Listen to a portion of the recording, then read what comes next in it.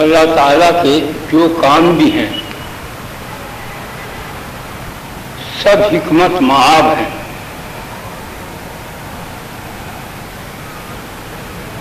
موسموں کے لحاظ سے دیکھ لو،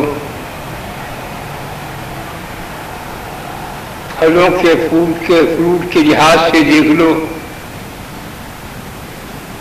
گرمی سردی کے لحاظ سے دیکھو، ہر طرح پر خدا نے ایک نظام قائم کیا ہوا ہے. جیسا وہ نظام دار ہے ایسے نظام دار آدمیوں کو، اپنے بندوں کو پسند کرتا ہے. خصوصیت کے ساتھ ایسے طریقے سے آراستہ پیراستہ کر کے اپنے نبیوں کو بھیجا، نمونے ظاہر کیے، ان کے اصحاب کو بھیجا، ان کے ازواج کو بھیجا، ان کی اولاد کو بھی.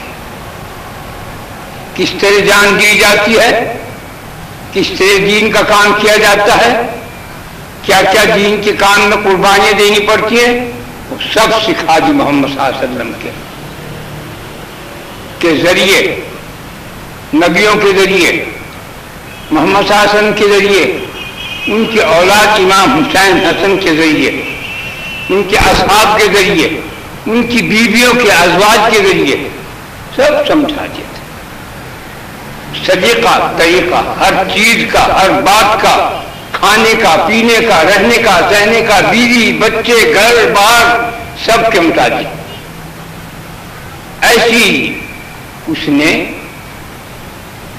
یہ مہینے بھی بنائے.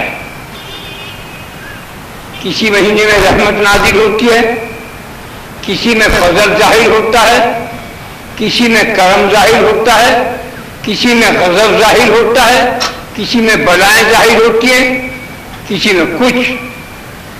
ہر مہینے کے اندر ایک ایک گڑ بھرا ہوا ہے. یہ مہینہ جو ہے سفر کا، یہ خدا کے غصے کا، خدا کی زحمتوں کا، خدا کی طرح کی بیماریوں کا، رنج و غم و عدم کا، طرح طرح کے چیزیں اس میں موجود ہیں. 18,000 تو بیماریاں ہی ہیں. 6,000 بیماریوں کا حکیموں کو بھی معلوم ہے، ڈاکٹروں کو معلوم ہے، علاج معاوضہ کر لیں. 6,000 ایسی ہیں کہ اس کا نام تو جانے، علاج نہیں. 6,000 ایسی ہیں کہ نہ علاج ہے اس کا، نہ مردوں کو معلوم ہے کسی کو. خدا آپ ہی بلا ڈالتا ہے اور آپ ان کو سنبھالتا ہے، اس کا علاج کرتا ہے. مثلا ایک آدمی تھا جو بیمار تھا بہت سخت. حکیم نے جواب دیا بھائی کیا علاج نہیں ہے، نہ ہماری سمجھ میں آ رہی، مگر ہے علاج اس کا ایک سمجھ میں آتا ہے لیکن وہ ہم کر نہیں سکتے. چلا گیا مایوس ہو کے، کیا کہ وہ مایوس ہو کے ایک جگہ پر ٹھہر گیا. بارش آ گئی، ایک دکان پہ بیٹھ گیا، وہاں کباب بن رہے تھے، سیخ کے کباب. انہیں بارش میں زور کی، اس نے کہا مر تو لیا ہی پر کباب کیوں نہ کھا لوں، رکھے ہوئے ہیں، من بھر کے پیٹ بھر کے کباب کھائے. مر تو لیا ہی. جب ڈاکٹر حکیم نے جواب دے دیا پیٹ بھر کے کباب کھا لی. تھوڑی دیر میں اس نے دیکھا کہ ایک کالا سانپ آیا، ایک کھڑا پھٹا ہوا پڑا تھا، اس میں پانی تھا. وہ سانپ نکل کے لہراتا ہوا آیا، اس میں پانی پیا، پانی پی کے چلا گیا. اس نے جا کے وہی پانی پیا کہ میں ایسی زندگی سے کیا کروں، مرنا ہی بہتر ہے. وہ سانپ کا جھوٹا پانی پی لیا. کباب کھانے لو اور ٹھنڈا وہ پانی، وہی پانی بارش کا، سانپ کا جھوٹا پانی پینا، ورنہ ہو گئے. بالکل ٹھیک، مرض ختم. اس نے جا کے کچھ دنوں کے بعد یہ پھر حکیم صاحب کے پاس گیا، کہا تو زندہ ہے؟ کہ ہاں جی زندہ ہوں۔ تو نے کہیں سے کباب کھائے تھے؟ کوئی چیز گوشت کھایا تو نے؟ کہ ہاں جی کھایا۔ اور تو نے سانپ کا جھوٹا پانی پیا؟ کہ ہاں جی پیا۔ کہ وہ دکان تجھے یاد ہے جہاں سے تو نے گوشت کھایا تھا؟ کہ جی یاد ہے۔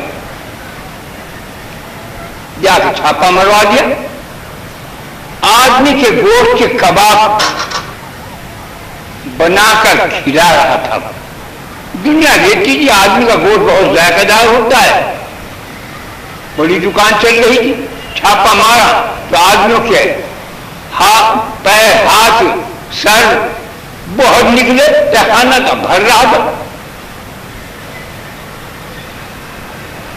اس میں یہی تھا کہ آدمی کا گوشت کھائے اور کالے سانپ کے جھوٹا پانی پیے تو یہ مرد اچھا ہو جائے گا۔ وہ دونوں کام اللہ نے اس کے کر دیے۔ اس کی موت آئی، وہ چار پکڑ میں آ گیا۔ یہ علاج غیب بھی ہے۔ دوسرا علاج میں اپنے باپ کا بتاتا ہوں، حاجت طبیب تھے، ایک مریض آیا، اس کا علاج سن کر تیرا کوئی علاج نہیں فی الحال، اور اگر اتنے علاج کا میں تیاری بھی کروں گا اسے تم مر لے گا، تو مر جائے گا۔ وہ چلا گیا بیچارہ، گاڑی میں بیٹھ کے آیا تو کہیں دور سے ایک وہیں قریب گاؤں ہمارے کہہ جاتا ہے بڈھن پور کہتے ہیں اس کو، وہاں گنے کھڑے ہوئے تھے۔ انہوں نے کہا بھائی ذرا روکی، انہوں نے سستا زمانہ تھا، دو چار آنے دے کے گنوں کی موٹی والی پولی بنوا دی کہ میں گنے کھاؤں گا۔ میں مر تو لیا ہی، بڑے حکیم صاحب نے جواب دیا میں بچتا نہیں۔ گاڑی چلتی رہی، گنے کھاتا رہا، گنے کھا کے گنا جان گئے، جس کا رس نکلے پہچانو گنے ہوگا نہیں؟ ہاں۔ اتنے وہ اپنے گھر پہنچا، وہ گنے چوستا سب گنے کھا گیا تو نہ بھرنا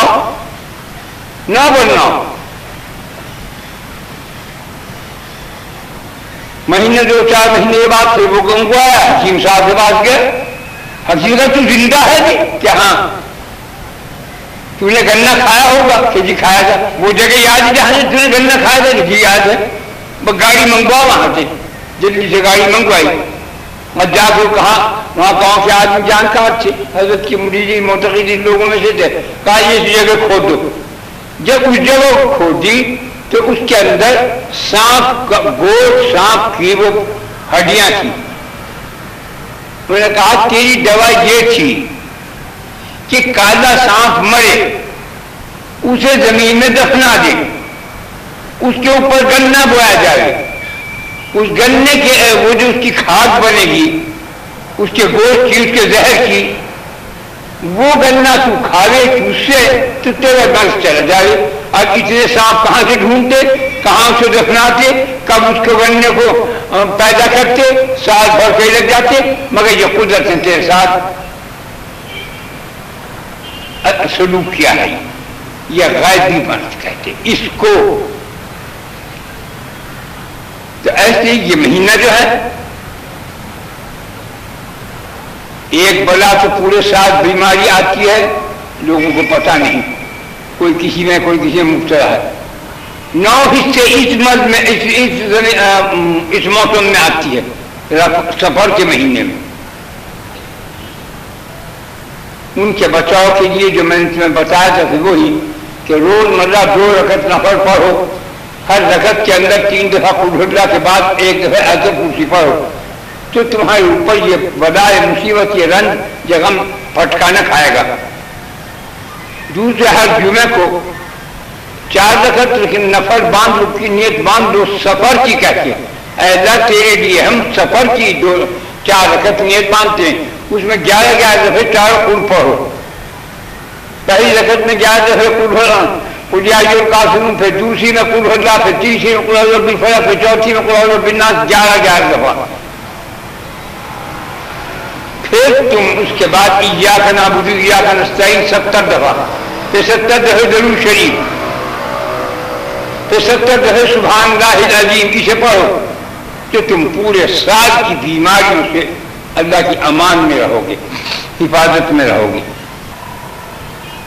یہ مہینہ خطرناک ہے، اس کے اندر اللہ کو یاد رکھو، دعا کرو، حضور صاحب نے فرمایا پناہ مانگا کرو، اے اللہ اس مہینے کے اندر جو خرافات ہیں، جو ظلم ستم ہے، جو پریشانی ہے، جو زحمتیں ہیں، جو بیماریاں ہیں، جو ان سے ہم کو اپنی امان اور اپنی حفاظت میں رکھو۔ وہ ہمارے پاس یہی ہے جو میں تمہیں بتا رہا ہوں۔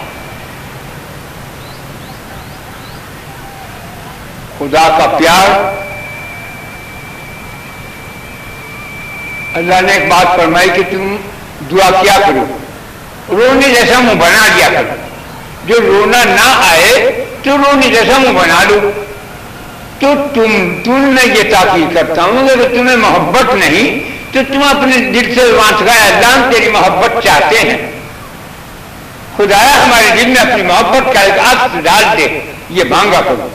دو چیزیں مانگا کرو دعا میں، اے اللہ ہم کو شہادت کا درجہ دے۔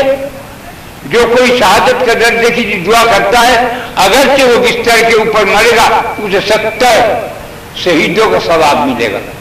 بس اب اپنے جتنے ہاتھ ہیں اتنی دفعہ بسم اللہ، اتنی دفعہ قل هو اللہ، اتنی دفعہ درود شریف اور 3 دفعہ قل هو اللہ میں بسم اللہ سے پڑھو۔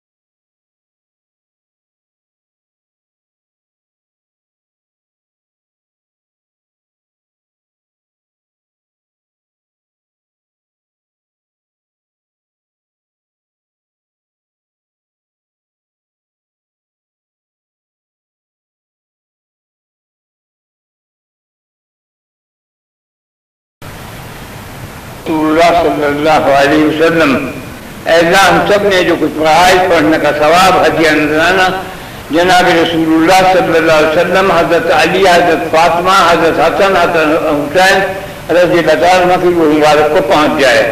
ان کے سب کے فضل سے ہماری صغیرہ کبیرہ جان بوجھ بھول چوک گناہوں کو معاف فرما دے۔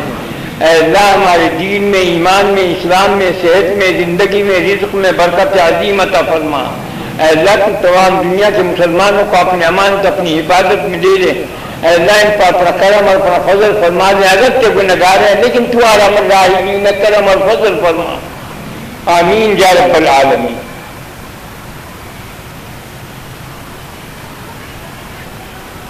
برحمتک یا ارحم